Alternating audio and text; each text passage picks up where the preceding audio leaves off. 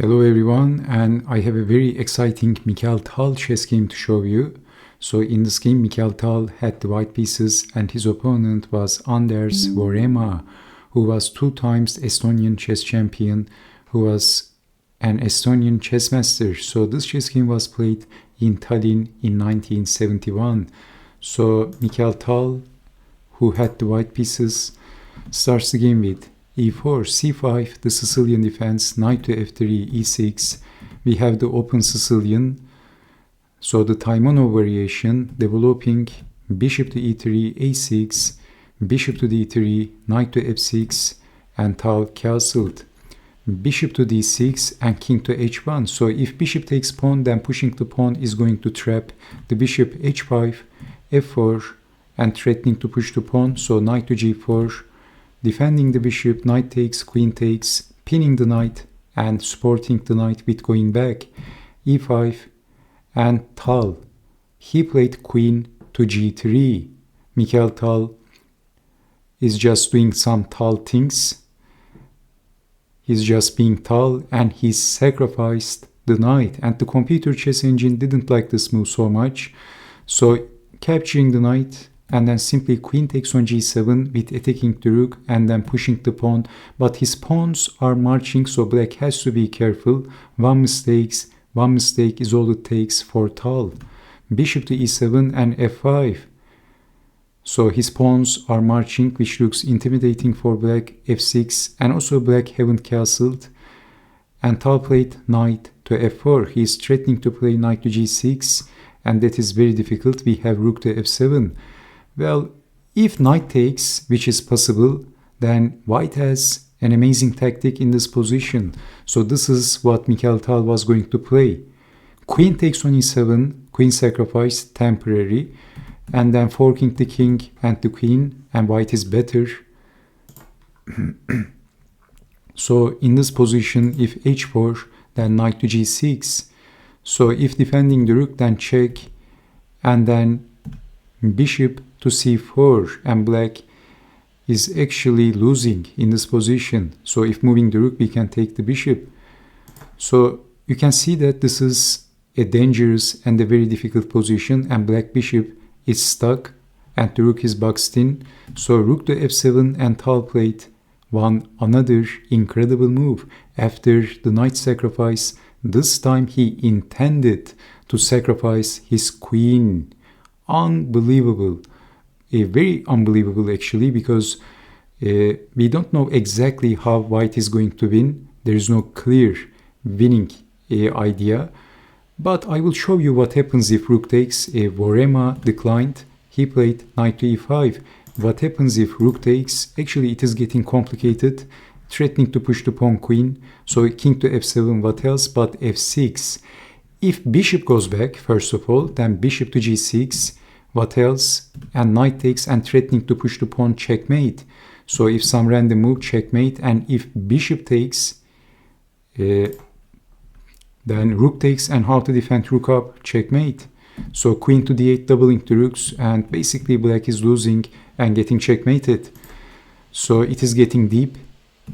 And if bishop takes pawn in this position, then knight takes on h5, the bishop is pinned. So it is actually very difficult this time indeed for black. So threatening rook takes and how to defend. Actually, there is no good defense in this position. So Mikhail Tal offered his queen, but Vooremaa declined. Simply unbelievable. Bishop to c4 by Tal, and this time he is sacrificing, offering his bishop and attacking the rook. So knight takes, deflecting the knight, and then check. We have bishop to f8, not blocking with the rook because of check, and the rook, the bishop is hanging with saving the queen. If rook to f7, then knight to d5 is a very strong move. And also the rook is going to join the attack. You can also capture the bishop immediately, but engine said knight to d5 is better. This is forking the queen and the bishop, and the king is in the center. And also white has this open e-file. He can use it with his rook. So we have bishop to f8, and Tal played Knight takes on h5. So the knight is going to get in with check, knight to d6, rook over, moving the king, checking the king, and then another amazing move by Tal. Rook to e7, queen to b5. If rook takes, the bishop is pinned, then pawn takes for king, king takes, what else?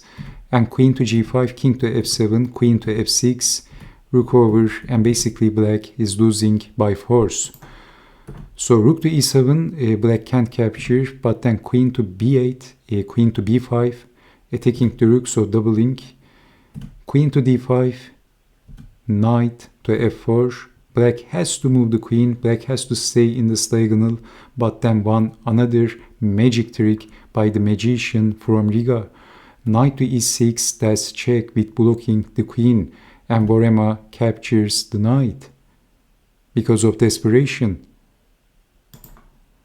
If pawn takes knight, then rook takes rook, knight takes, queen takes bishop, queen takes knight, and everything is falling apart, and black has a very difficult position.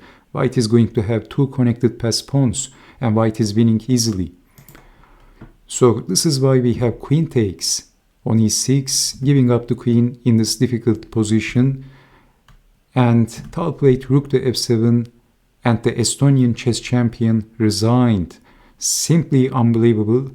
Attacking the bishop is pinned. So if knight takes on f7, pushing the pawn, forking two pieces, and promoting the queen, all over for black.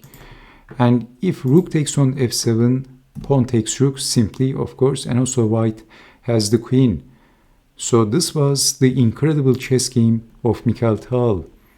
So his moves were simply incredible. So let's check out once again.